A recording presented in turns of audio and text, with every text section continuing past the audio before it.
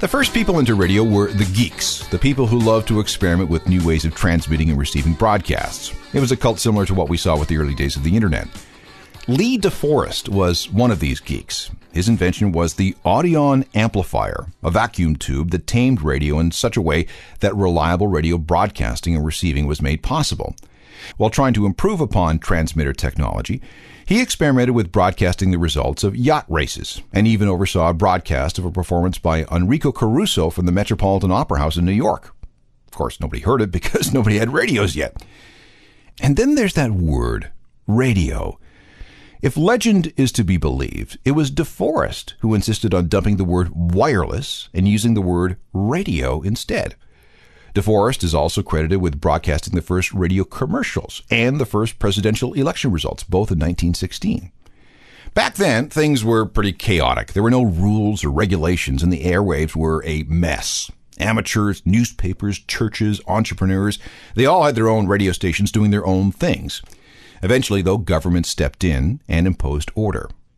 So, what was the first radio station? That's actually impossible to say. The first licensed radio station, the one granted special permission by a government to carry out a broadcasting venture, is commonly said to be KDKA in Pittsburgh, which was on the air by November 1920. But a strong argument could be made for XWA in Montreal, which made its first broadcast on May 20th of 1920. All these early stations were on the AM band, and that's because AM, which stands for amplitude modulation, is the simplest of broadcasting technologies. But AM doesn't sound all that great. Its frequency range is limited, which means that music sounds tinny and thin. And while AM signals can travel a long way, especially at night, they're affected by static. Thunderstorms are the worst.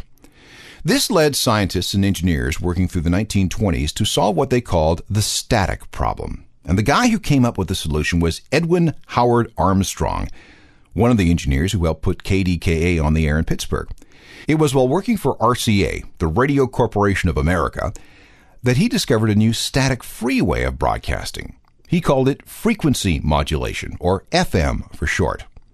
It took more than a decade for Edwin Howard Armstrong to work out all the science and mathematics of FM broadcasting, but by 1933 it was ready. And on June 9th, 1934, at exactly 10:23 a.m., the first FM broadcast was made from the top of the Empire State Building. It was an organ recital, and it sounded great. FM radio was here.